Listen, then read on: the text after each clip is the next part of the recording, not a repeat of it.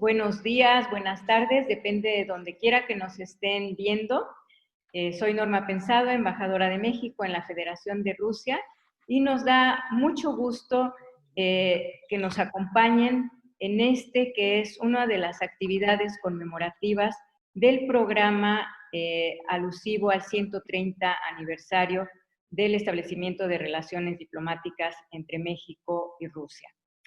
En esta ocasión tenemos el gran gusto de compartir una conversación con una de las personas que es uno de los mayores orgullos de nuestro país.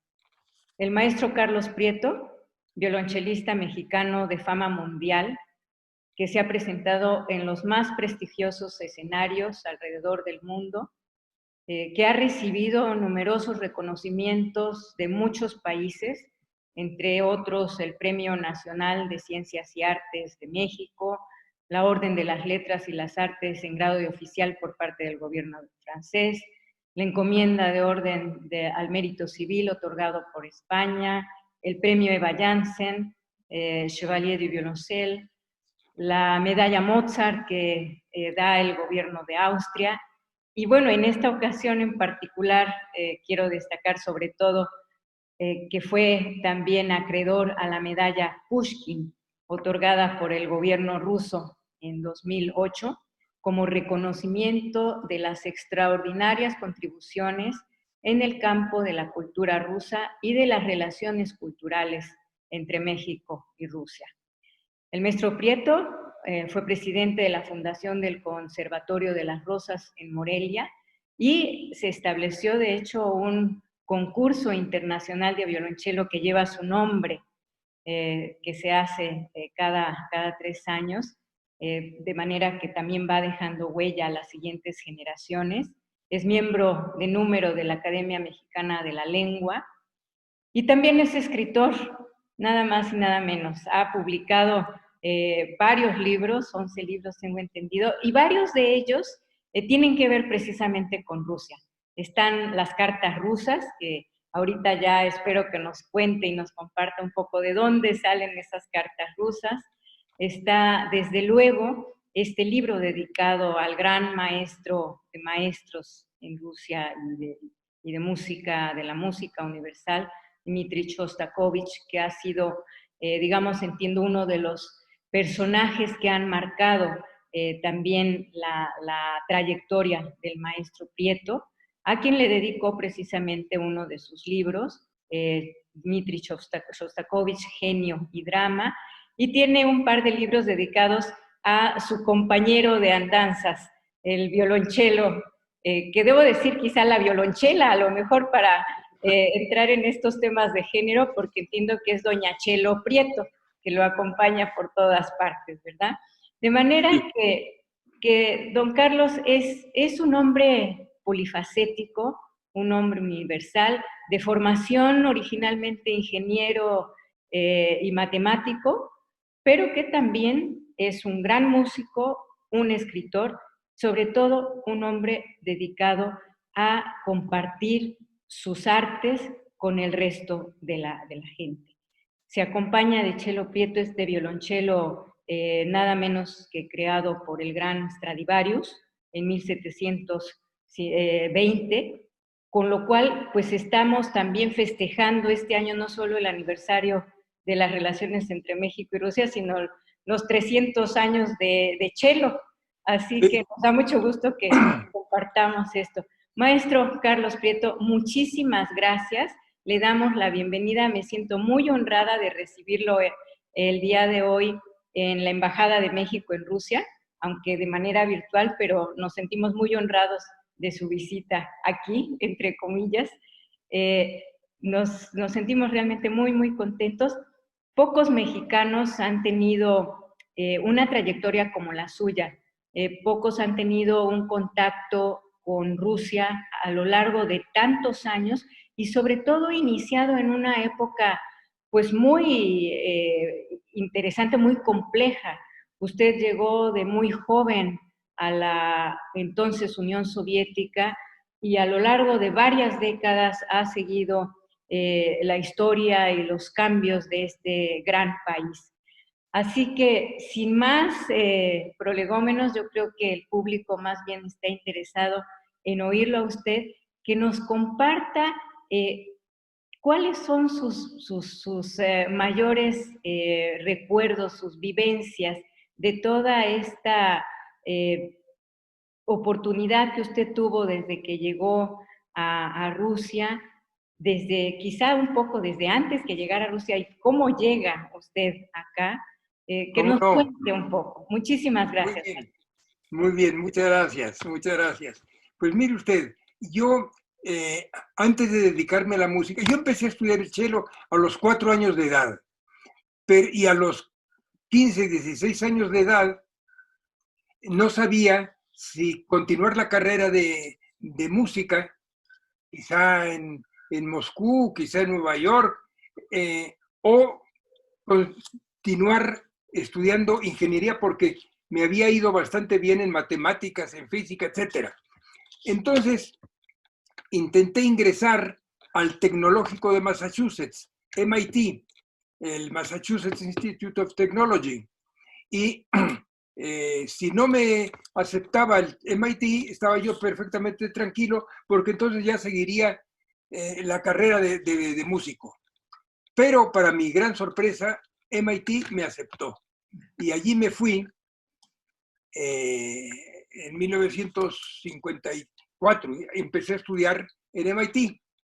Y en MIT había una discoteca musical riquísima a la que iba yo con mucha frecuencia. Allí descubrí yo la música del compositor Dmitri Shostakovich. Y me interesó tanto que al cabo de 3 meses yo creo que había escuchado toda la música que tenían grabada allí. No toda la música de Shostakovich porque había obras de él que estaban prohibidas. En fin, pero ese es otro asunto. Pero había escuchado yo toda la obra grabada de Shostakovich y me interesó tanto la figura de Shostakovich que por eso me inscribí en los cursos de ruso que había en MIT y tomé todos los cursos de ruso habidos y por haber, incluyendo un año de ruso científico, materia que jamás me ha servido para nada, pero la tomé. Y terminé mis estudios en MIT y me fui a trabajar como ingeniero a la industria siderúrgica de Monterrey, a la fundidora de fierro y acero de Monterrey. Y en 1959 vino a México por primera y creo que por única vez Anastas Ivanovich Mikoyan, que era el segundo de Nikita Khrushchev. Y bueno, me salto algunos detalles. El hecho es que después de visitar México, avisaron que Mikoyan iba a visitar Monterrey. Y yo conocía bastante al embajador Bazikin. Y me avisaron que el intérprete que traía Mikoyan se había enfermado porque habían tomado demasiados antojitos mexicanos y se había enfermado. Entonces estaban en una emergencia porque no tenían intérprete para Mikoyan. Y me preguntó el embajador si estaría yo dispuesto a fungir como intérprete. Le dije que pues haría el mejor esfuerzo. Llegó Mikoyan a Monterrey y lo acompañé durante un par de horas visitando fábricas, visitando ejidos, bueno, y cuando terminó la visita, íbamos en un coche, Mikoyan, el embajador, era Moroso, ¿verdad? No recuerdo el nombre del embajador. No, en aquella época debe haber habido otro embajador. Bueno, íbamos el embajador soviético, que en un ratito me vendrá cuál es su nombre, el embajador soviético, Mikoyan y yo. Y terminada la visita, me dijo Mikoyan, bueno, ¿y a usted no le gustaría ir a estudiar a la Unión Soviética? Y le dije, pues por supuesto que me gustaría muchísimo. ¿Y a dónde le gustaría? Pues quizá a la Universidad Lomonosov de Moscú o al conservatorio. Y le dijo Mikoyan al embajador Bazikin se llamaba. Le dijo al embajador, bueno, le encargo que se ocupe usted de que se le otorgue una beca a nuestro amigo Carlos Prieto para que se pueda ir a estudiar a Moscú. Viniendo las instrucciones de tan alto nivel, nada menos que de Mikoyan, que era el segundo de Nikita Khrushchev, yo supuse que en asunto de muy pocos meses me iría yo a Moscú y conseguí los permisos del caso en la empresa en donde trabajaba, pero empezó a pasar el tiempo, empezaron a pasar los meses, pasó un año, me olvidé del asunto y al cabo de 2 años recibí un telegrama urgente del embajador Bazikin en donde me decía que me presentara con urgencia en la Embajada de México. Bueno, después de estar esperando más de 2 años, no me presenté con terrible urgencia en la embajada, pero en el siguiente viaje que hice a México me fui a visitar al embajador Bazikin y me recibió muy bien y me dijo, mire, ya está todo arreglado, ya tiene usted una beca para estudiar en la Universidad Lomonosov de Moscú y pues está pensado que salga usted en septiembre. La visita de Mikoyan había sido 2 años y medio antes. Así era de lenta la burocracia soviética. Bueno, entonces me fui a Moscú y ese fue mi primer contacto directo en 1962 con la Unión Soviética y directamente con la música rusa. Fui a visitar a Shostakovich, motivo por el cual había yo estudiado ruso, y después de 6 meses de estudios en Moscú, regresé a México a trabajar en la industria siderúrgica. Ese fue mi primer contacto. ¿Y cuáles fueron sus primeras impresiones? Entiendo que usted había conocido a Shostakovich en México, precisamente en el marco de la visita de Mikoyan, ¿no? En Bellas Artes. Sí. Y esta fue su segundo encuentro, pero ya lo encuentra usted, digamos, en su medio, en su país. Sí. Usted, siendo un joven estudiante llegado desde México, ¿cuáles fueron sus primeras impresiones cuando estuvo por acá en esa ocasión? Bueno, mire, debo decirle que cuando conocí a Shostakovich en Bellas Artes, en la Ciudad de México, estaba él en un palco en el segundo piso, fui a verlo y empezamos a platicar muy cordialmente, pero nuestra conversación no habrá durado más de 30 o 40 segundos porque se precipitó un grupo de guardaespaldas para protegerlo y ahí se cortó cualquier conversación.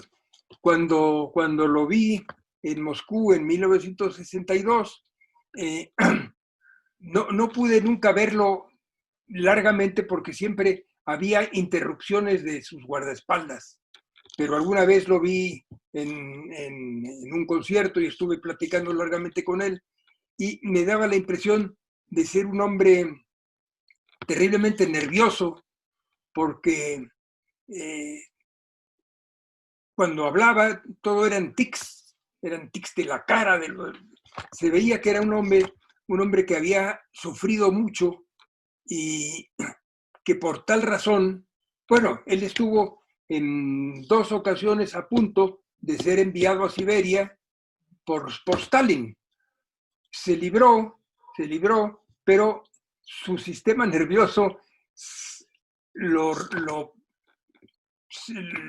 le tocó muy profundamente su sistema nervioso y nunca pudo rehacerse de aquellos sustos que sufrió.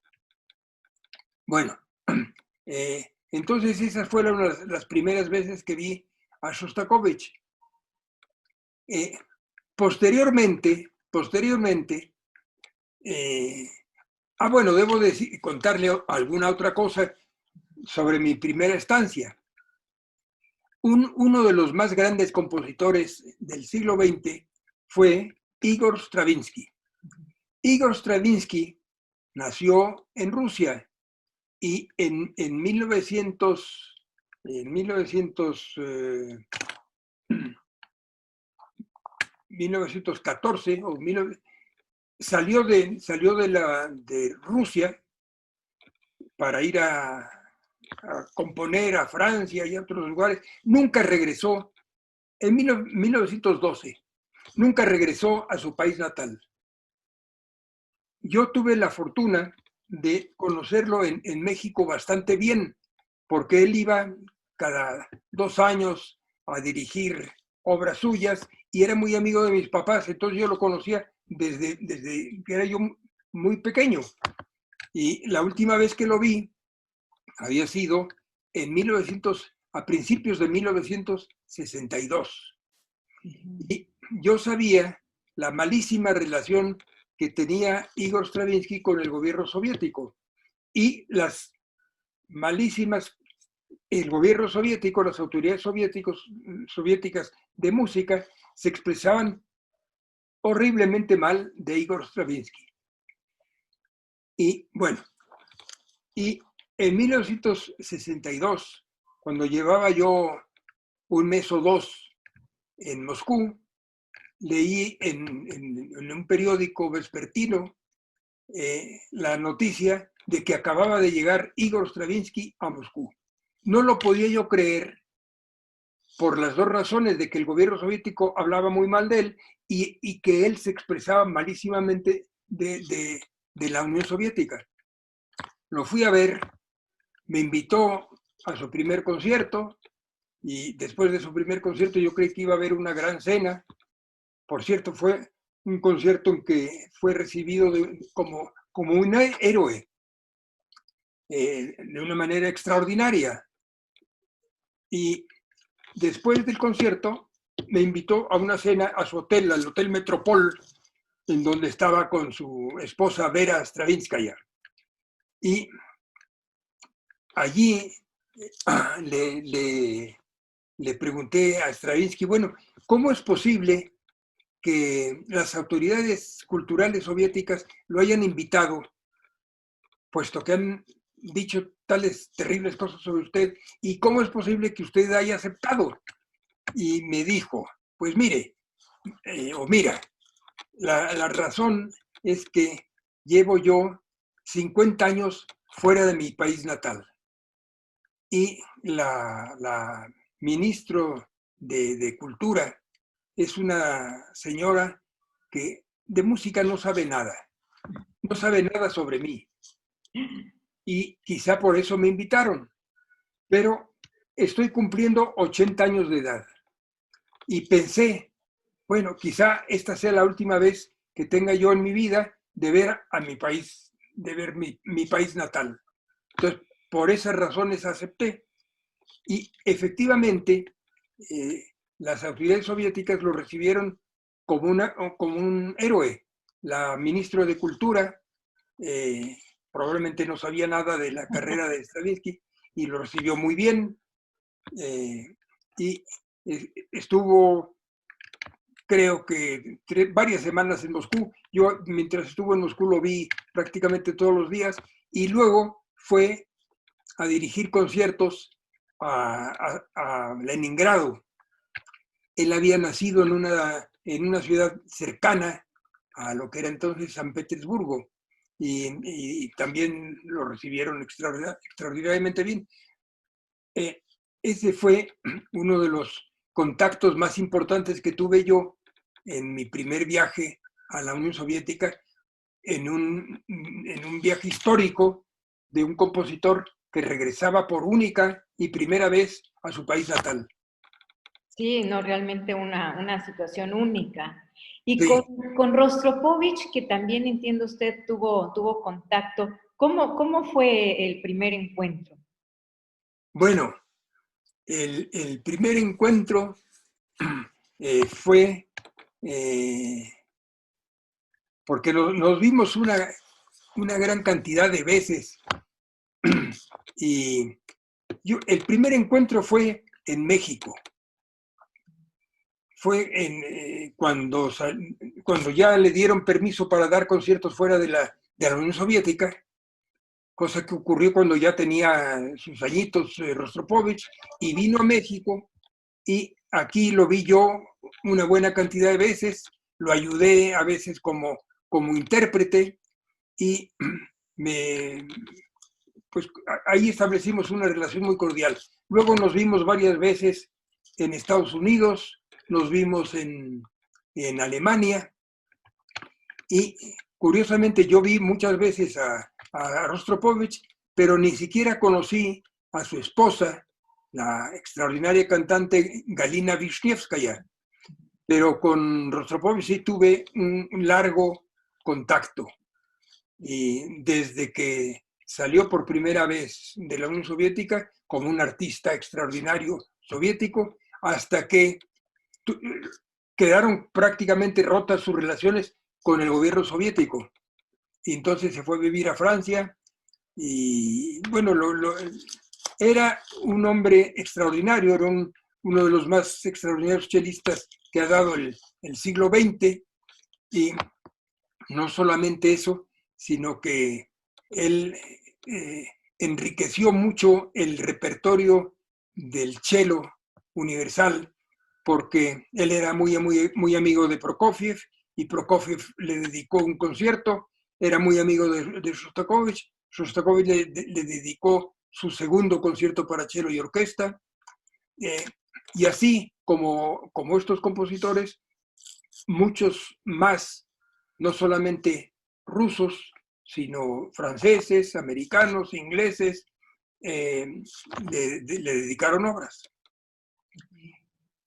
Siguiendo un poco el ejemplo de Shostakovich, como yo empecé lo que pensaba yo demasiado tarde, mi carrera de músico, porque antes había sido ingeniero y quería recuperar el tiempo perdido, no solamente dando muchos conciertos, sino encargando obras a los principales compositores que yo conocía, primero de México, porque los compositores mexicanos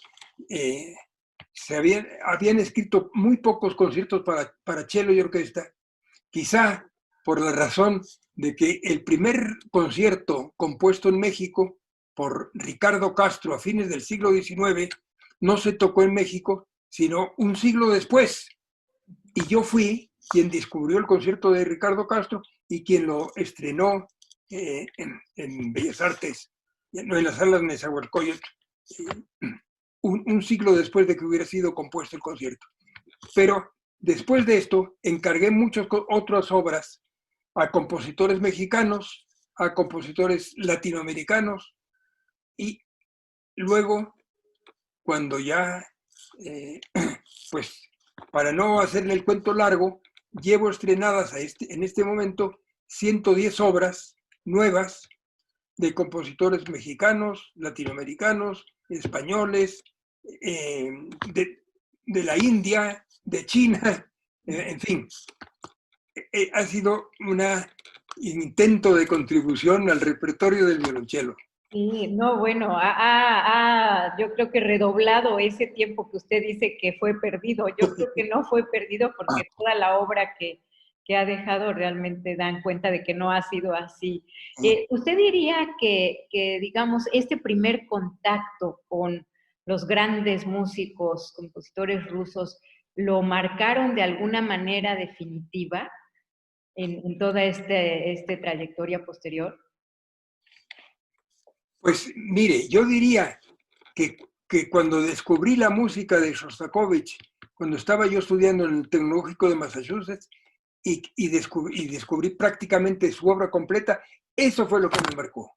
Eso fue lo que me marcó. Porque de ahí surgió mi interés en estudiar el ruso, de allí surgió mi primer viaje a la Unión Soviética, de allí surgió mi conocimiento de Shostakovich, y todo surgió de mis estudios de ruso en MIT y de mi conocimiento de la obra casi completa de Shostakovich mientras estaba yo todavía en MIT. Sí. ¿Usted se ha preguntado, maestro, alguna vez qué habría pasado, cómo habría transcurrido su vida si no se hubiera dado pues esa casualidad durante el viaje de Anastas Mikoyan, que lo puso en contacto con el viceprimer ministro soviético que después le ofrece esta beca y todo? ¿Habría llegado usted finalmente a Rusia en algún momento o habría seguido otro camino? Pues yo, yo creo que yo creo que hubiera seguido otro camino. En algún momento hubiera yo dejado mis actividades como ingeniero para dedicarme a la música, pero mi contacto con la Unión Soviética y con Rusia hubiera tardado muchísimo y hubiera sido muy diferente y mucho menos enriquecedor que lo que fue aquel primer contacto en 1962, cuando estudié en la Universidad Lomonosov de Moscú y cuando conocí pues, a muchos músicos soviéticos, porque, bueno, no le cito, pero conocí a muchísimos otros compositores soviéticos en aquella época. Y de allí surgió que cuando ya dejé mis actividades de ingeniero para dedicarme por completo a la música, pues cuando regresé muchas veces a la Unión Soviética y luego regresé a Rusia después de que se terminara la Unión Soviética. Y en 1980 y tantos conocí a otro gran compositor ruso que fue Alfred Schnittke, que fue un compositor cuyas obras en algún momento fueron prohibidas en su país natal. Y yo me acuerdo que conocí a Alfred Schnittke una vez que di yo un concierto en Leningrado. Y él fue al concierto y yo al día siguiente fui a un concierto en que se tocaban obras de él. Y lo fui a ver y a mí me interesaba mucho conseguir una obra de él, una sonata para cello y piano, que no se conseguía en ninguna parte. Y estuvimos platicando mucho en Leningrado y me dijo, yo mañana regreso a Moscú, le sugiero que nos veamos en Moscú, que me llame usted por teléfono y encontraremos algún lugar, un café, para que nos encontremos, porque yo no me atrevo a invitarlo a mi casa, ni mucho menos. Entonces, cuando regresé a Moscú, lo llamé y nos encontramos en un café y allí es una cosa que a mí me ha causado un gran misterio. Cuando estábamos en el café y le pregunté yo sobre la sonata para cello y piano, me dijo, mire, aquí la tengo en este sobre, pero no lo quiero abrir porque no quiero que se vea que le estoy entregando algo. Cuando nos vayamos, usted se lleva el sobre y aquí está mi sonata para cello y piano. Entonces, así, en esas condiciones tan misteriosas, adquirí la sonata de Schnittke, que poco tiempo después estrené en México y en otros países de Europa. Más bien en México y en países de Europa. Sí, no, pues las anécdotas y las vivencias que tiene son fascinantes y digo, en sus libros se retratan fundamentalmente. Usted tuvo la oportunidad de viajar mucho por este gran país, tanto durante la época de la Unión Soviética como ahora de Rusia. ¿Cuáles cuáles serían los recuerdos que tiene así más en la memoria de estos viajes? Bueno, menciona usted que tuve yo la fortuna de recorrer la vieja Unión Soviética y efectivamente tuve esa fortuna porque en alguno de las giras que se estaban planeando para la Unión Soviética me preguntaron que en qué lugares me interesaría tocar. Yo ya había tocado en Moscú, había tocado en Kiev, entonces todavía soviético, en Kiev, en Leningrado y en muchos otros lugares de la Rusia europea. Pero había muchos otros lugares que desconocía. Y entonces me propusieron, más bien dije yo que me interesaría muchísimo recorrer Siberia.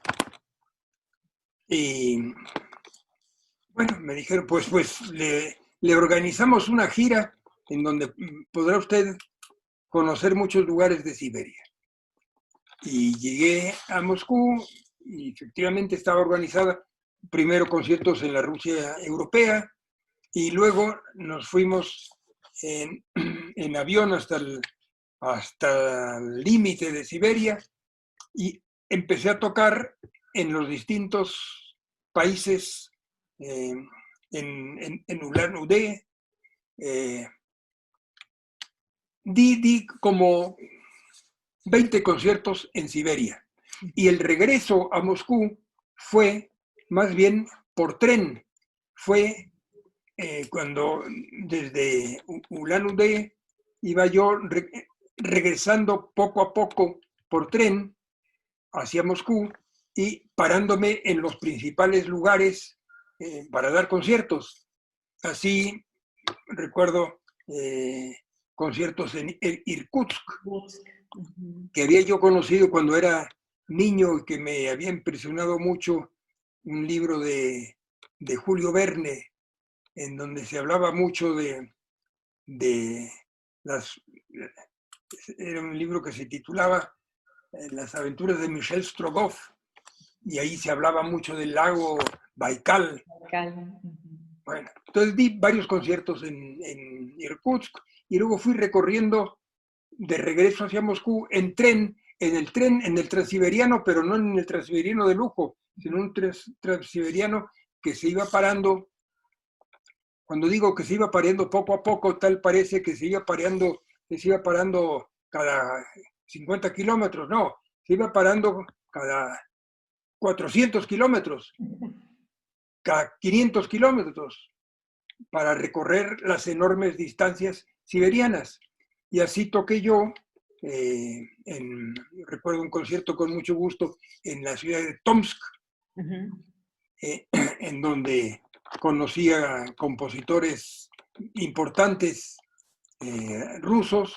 Allí toqué yo el concierto de Shostakovich para cello y orquesta y el concierto del compositor mexicano Federico Ibarra en Tomsk. Bueno, pero me preguntaba usted sobre los conciertos para mí más memorables en Rusia.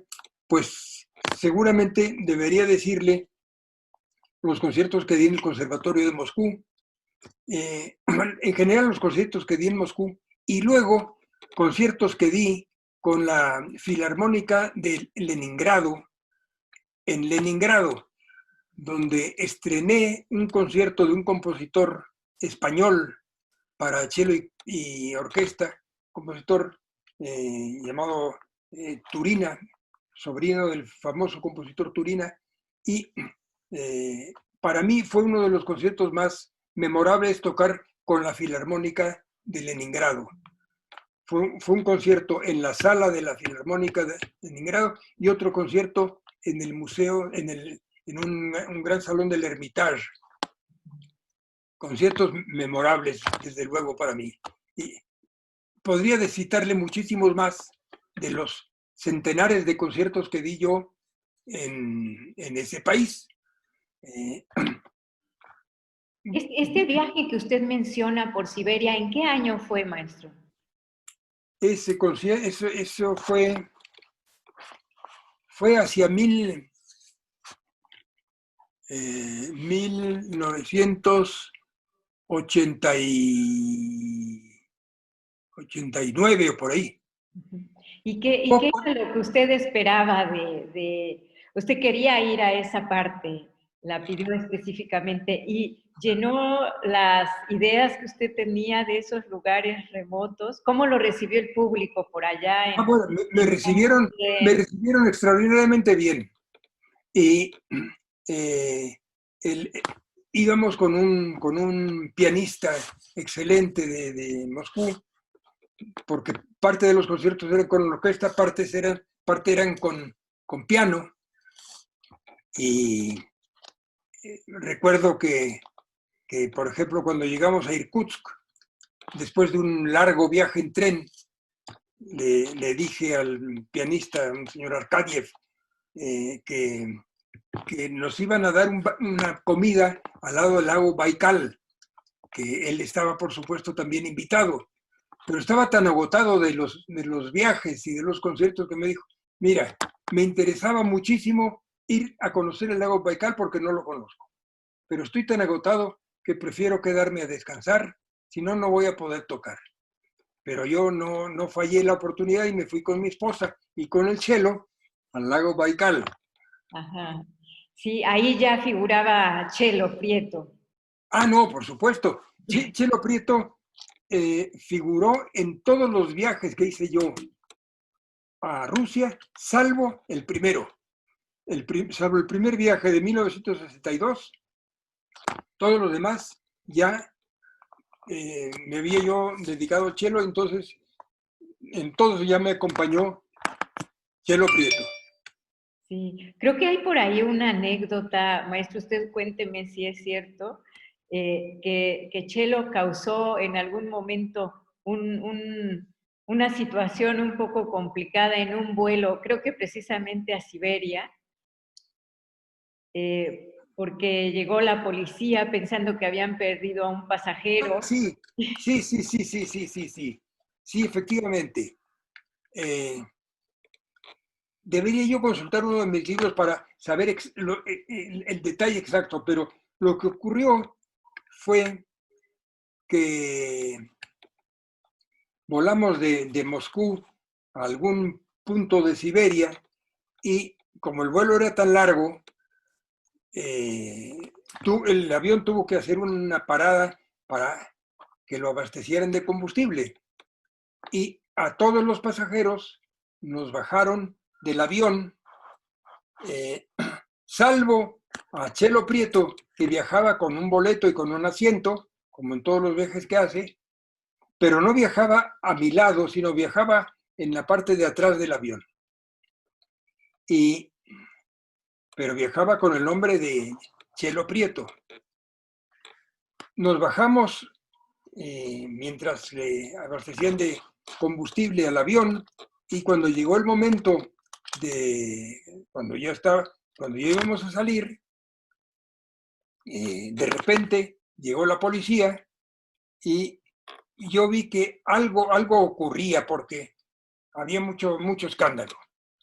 Entonces yo supuse que lo que estaba ocurriendo es que les faltaba un pasajero, que habían contado el número de pasajeros que había en el salón donde estábamos, y faltaba uno. Entonces yo me acerqué al jefe de la policía y le dije, perdón usted que intervenga porque creo que sé lo que ocurre. Entonces vio que estaba de muy mal humor y me dijo, sí, nos falta un pasajero. Y yo dije, pues mire, tranquilícese usted, porque no falta ningún pasajero. Ese pasajero se llama Chelo Prieto y está en el último asiento del avión. Entonces, no me creyó y mandó a una persona a verificar si esto era cierto. Y al cabo de un minuto regresó y dijo, efectivamente, el pasajero Chelo Prieto está dentro del avión. Entonces pudimos regresar. Pues esa es parte de las aventuras de un violonchelo, ¿no? Son incontables las aventuras que he tenido yo con el violonchelo. Y bueno, ese libro está precisamente traducido al ruso. Sí, ese libro sí, es este. Ajá, sí, mire. El que tiene usted en la mano. Sí, exactamente. Sí. Exactamente. Al ruso. Y dígame, maestro, ¿hay algún proyecto de traducir alguno de sus otros libros al ruso? Pues no que yo sepa, pero pues yo he escrito hasta la fecha 12 libros. Algunos tienen que ver con música, algunos no tienen nada que ver con música. por ejemplo, escribí un libro acerca del origen y la evolución de las lenguas. Este libro lo escribí porque yo, por azares de la vida, resulta que hablo varias lenguas. Hablo español, por supuesto, como lo ve usted, hablo francés, hablo inglés, puesto que estuve estudiando varios años en el Tecnológico de Massachusetts, donde hice 2 carreras. Hablo ruso. Y luego chino. Bueno, no, el chino, la verdad es que intenté estudiar el chino mandarín con pésimos resultados. Y entonces lo dejé. Pero entiendo bien algunas otras lenguas, entiendo muy bien, hablo portugués, entiendo, por ser una lengua latina, entiendo muy bien el italiano, entiendo una lengua eslava próxima al ruso que es el búlgaro, y en fin, el asunto de las lenguas siempre me ha interesado profundamente. Y escribí un libro acerca del origen y la evolución de las lenguas. Ese libro se titula 5.000 años de palabras. Este libro ha tenido mucho éxito y después de la primera impresión se hicieron nuevas ediciones creo que ya va por la 6ª o 7ª nueva edición. Y, en fin, es que he escrito libros de música y libros que no tienen nada que ver sobre la música. Escribí un libro sobre China, que tiene, por cierto, un magnífico prólogo de Yo-Yo Ma, sí. chelista de origen chino, pero nacido en Francia, y que ahora es ciudadano norteamericano y que es íntimo amigo mío. Y así, hay libros sobre música y libros que no tienen nada que ver con la música. Sí. Su libro Por de esta cartas, razón, perdón, sí. yo digo, por esta razón fue por lo que la Academia Mexicana de la Lengua me invitó a ser miembro de la Academia. Sí. Como escritor. Como escritor, claro. Sí. Sí. Y su libro de cartas rusas, Bueno. viéndolo en retrospectiva, fue el primer libro que publicó, entiendo, ¿no? Mire. ¿Cómo lo ve ahora, después de tantos años? Ese libro lo escribí durante mi primera estancia en Moscú, en 1962. Y yo pensaba que me estaban ocurriendo tantas cosas interesantes mientras estuve en aquella estancia en Moscú. No solamente el viaje de Stravinsky, luego hubo la crisis de los cohetes de Cuba, que me tocó vivir en Moscú. Recibí una vez un telegrama de mi papá diciendo, tu tío León muy grave en París, urge lo vayas a ver. Y yo entendí perfectamente que me decía, me daba una excusa para salir de Moscú, puesto que estábamos al borde de una guerra mundial. Pero yo, por casualidad, el día en que ocurrió, el día que se supo lo de los cohetes soviéticos en Cuba, fui yo a un concierto y en ese concierto estaba Nikita Khrushchev en un palco y estaba con la cabeza del Partido Comunista Búlgaro, un señor llamado Georgi Udesher. Y estaba de tan buen humor Nikita Khrushchev, yo lo veía reírse y se veía que estaba encantado. Y saliendo de allí, compré Izvestia y allí en la última página me enteré que Estados Unidos estaba decretando un bloqueo a Cuba, un país criminal, los Estados Unidos. Y llegando a mi dormitorio me encontré el telegrama de mi papá dándome motivos para salir. Pero yo estaba muy tranquilo porque acababa de ver a Nikita Khrushchev contentísimo en el Teatro Bolshoi. Dije, bueno, pues algo sabe Nikita Khrushchev que lo mantiene muy tranquilo. Así que yo fui al telégrafo al día siguiente, mandar un telegrama era un asunto bastante largo, estuve varias horas en el telégrafo y mandé un telegrama a mis papás diciendo, mi tío León en París, muy mejorado, aquí me quedo. Y ahí me quedé. Sí, sí, sí.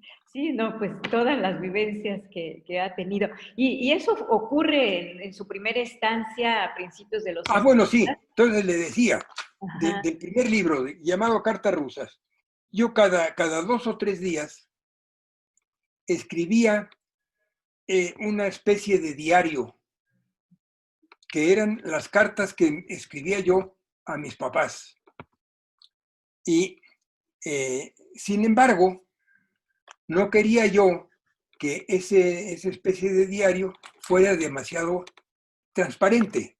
Había muchas cosas que no escribía, porque yo sabía que mis cartas, aunque no tuvieran el menor interés para las autoridades soviéticas, sabía que las revisaban. Y entonces yo escribía prudentemente. Y cuando llegué a México, me encontré que, por cierto, todas las cartas llegaron. Y me encontré que esas cartas podrían ser la materia prima para un libro en donde sí contara todas las cosas que no me atreví a relatar en las cartas. Y ese fue el primer libro llamado Cartas Rusas. Claro. Y luego Escrito, es el que le sirve de inspiración un poco para su otro libro de la URSS a Rusia, ¿no? bueno, el libro de la URSS a Rusia fue más bien resultado de ya una gran cantidad de viajes por Rusia, que es Ujú. de la URSS a Rusia, eh, que luego se reimprimió. Este es el mismo libro. Este es un libro acerca de mi, una gran cantidad de regresos a la Unión Soviética hasta el momento en el cual dejó de existir la Unión Soviética y perdió a 14 de las 15 repúblicas soviéticas y se quedó la República Soviética, la República Rusa, y por eso el libro se llama De la URSS A a Rusia. Rusia. Es de haber conocido prácticamente todos los países de la Unión Soviética y luego regresar a dar muchos conciertos a la nueva Rusia. Sí. Porque a mí me tocó la oportunidad de dar conciertos, eh, por supuesto, en Rusia, en Ucrania, en Bielorrusia, en las 3 repúblicas bálticas, en las 5 repúblicas del Asia y en el Cáucaso me tocó dar varios conciertos en Georgia. El país que me faltó fue Armenia. Ajá. Pero aparte de eso, conocí todos los países que integraban la antigua Unión Soviética. Y después de toda esa posibilidad de viajar, de conocer y todo alrededor del país, tantos años después, 2008, ¿qué significa en ese momento para usted recibir la medalla Pushkin, maestro? Bueno, debo decir que fue para mí una sorpresa extraordinaria, eh, porque si había un escritor ruso por el cual sentía yo una profundísima admiración, era nada menos que Pushkin. Y entonces, cuando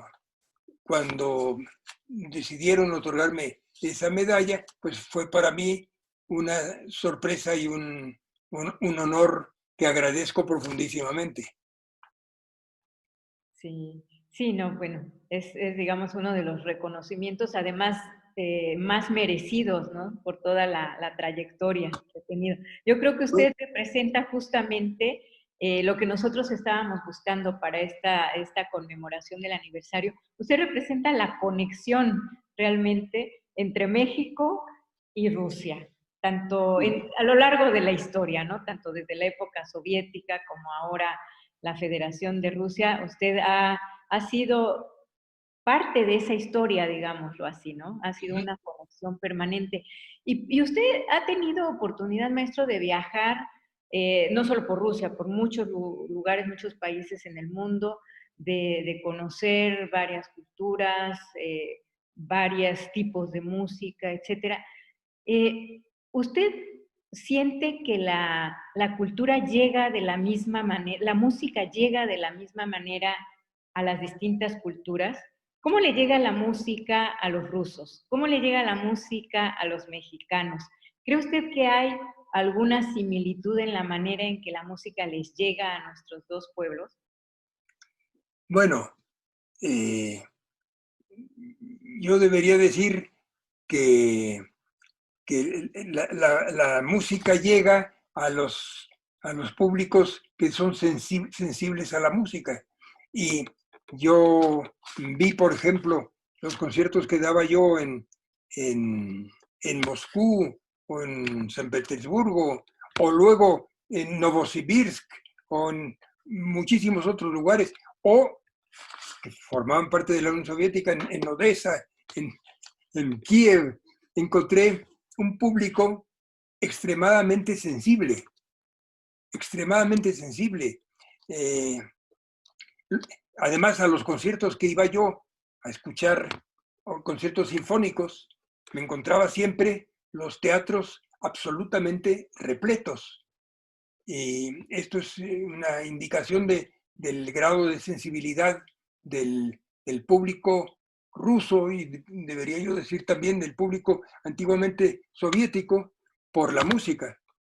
En México también hay una gran sensibilidad por la música, aunque los teatros no siempre estén llenos, y no digamos ahora que están absolutamente vacíos con la pandemia esta terrible. Yo los conciertos que he dado, los he dado aquí donde estoy sentado. Claro. No me he atrevido, nadie se ha atrevido a invitarme a un concierto a Bellas Artes o a la sala Nezahualcóyotl. Claro. Sí, Pero no, sí recuerdo la enorme sensibilidad del público ruso. sí. ¿Y qué tal acoge el público mexicano a los grandes compositores rusos como por ejemplo Shostakovich? Cuando usted interpreta a Shostakovich en México, ¿cómo siente la conexión con el público mexicano? Bueno, como Shostakovich ha sido uno de los más grandes compositores del siglo XX,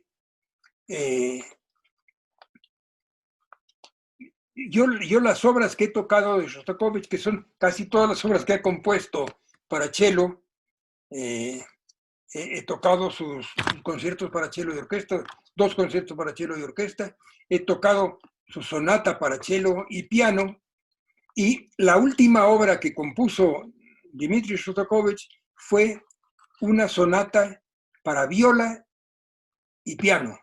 Esa sonata la terminó en el hospital en donde falleció. Es Opus 147, la última obra de Shostakovich. Y a mí me interesó tantísimo la sonata para viola de Shostakovich que la transcribí para cello. Y entonces he tocado y he grabado. Hay un disco mío en donde está tocada la sonata Opus 40 para cello y piano de Shostakovich, y la sonata Opus 147 para viola y piano, transcrita por mí para cello. Shostakovich es uno de los compositores que, sobre todo actualmente, mejor recibidos, no solamente en México, sino en todo el mundo. Sí. Los principales conjuntos de cuartetos del mundo dedican frecuentemente parte de su trabajo a tocar la obra completa para cuarteto. Son 15 cuartetos para cello, 15 cuartetos de Shostakovich. Los tocan como una parte importante del repertorio cuartetístico. Sí, en la familia de usted, creo que desde sus abuelos, todo ha habido cuartetos. Ahorita está el cuarteto Prieto 3, ¿no? Sí, Entonces, sí. y ustedes, el cuarteto actual, ¿interpreta Shostakovich? Sí, hemos tocado con cierta frecuencia el octavo cuarteto de Shostakovich, el primero, el tercero. Sí hemos tocado con frecuencia Shostakovich. Eh, El, el cuarteto Prieto surgió, el primer cuarteto Prieto lo integraron mis papás, mi abuelo materno y un hermano de mi mamá. Pero el hermano de mi mamá se fue pronto a ser profesor en la Escuela Politécnica de París. Entonces se quedó el cuarteto sin chelista. Y por esa razón, cuando yo nací, mi mamá decidió que yo tenía que tocar chelo, porque faltaba un chelista en la familia. Y dio la casualidad de que por esa razón estudié chelo, pero que me gustó desde que nací profundísimamente.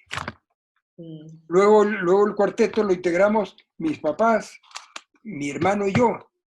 Luego, cuando fallecieron mis papás, lo integramos mi hermano en la viola, yo en el cello, mi hijo mayor, Carlos Miguel Prieto, en el violín, y mi sobrino mayor, Juan Luis Prieto, en el violín también.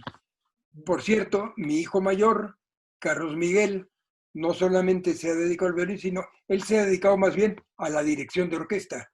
Y es director, eh, es director de la Orquesta Sinfónica Nacional de México, es director de la Orquesta de Minería, de un festival que se hace en la sala Nezahualcóyotl, es director titular de la Orquesta de Nueva Orleans y pues ha dirigido prácticamente en todo el mundo, salvo ahora que está como yo, en huelga. Sí, sí, sí. No, pues realmente, maestro, toda una familia de virtuosos y de grandes músicos, directores. Realmente un placer siempre hablar con usted, que nos cuente, que nos comparta. Yo creo que el público está sin duda encantado de oírlo, de esta plática. Se nos está acabando el tiempo. Pero Sí, me gustaría preguntarle si hay algo que usted quisiera transmitir como un mensaje final, alguna reflexión, y desde luego decirle que aquí en la embajada esperamos que se acabe pronto esta pandemia, este confinamiento, y que ojalá pudiéramos recibirlo en Moscú nuevamente para alguna presentación acá. bueno, pues debo decirle que el regresar a Rusia y el regresar a Moscú sería para mí motivo de una profundísima alegría.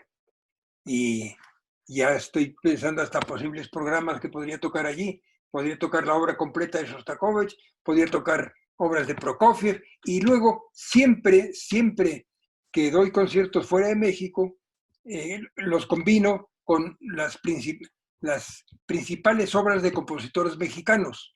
Entonces, siempre incluyo una obra de un compositor mexicano. Pero, en fin, son ilusiones que quién sabe cuándo se pueden realizar. Yo, Pero ojalá hay sería que para mí tener un esperanza. placer extraordinario regresar a Rusia. Sí. Pues un placer, realmente muchísimas gracias, maestro. Hemos disfrutado, aprendido mucho. Esperamos tener futuras ocasiones porque la verdad es que se nos quedan muchas cosas en el tintero. A mí me habría encantado también profundizar más en las pláticas que usted haya podido tener con Shostakovich respecto a las diferencias tan grandes en algunas de sus obras, ¿no? Obviamente Sí, tenía que cuidarse y hacer obras no tan sí, sí. magníficas. Bueno, y ya que menciona usted esto, en 1936 y en 1948, que estuvo a punto de ser enviado a Siberia, Shostakovich se vio obligado a componer no grandiosas sinfonías, sino obras muy superficiales que a mis oídos suenan muy mal, pero que era lo que componía Shostakovich para decir, no, yo estoy componiendo obra muy accesible para el pueblo, no hay motivo de que me castiguen. En fin, ese es otro asunto muy largo. Sí, y yo creo, después de haberlo oído usted en algunas entrevistas, que a lo mejor también el hecho de haber descubierto a Shostakovich cuando usted menciona en aquella fonoteca del MIT, sí, ver estas diferencias tan grandes, fue también parte de esa curiosidad de meterse más y más a conocerlo, ¿no? Sí, claro. Sí. Bueno, voy a enviarle los otros libros que he escrito yo sobre Rusia.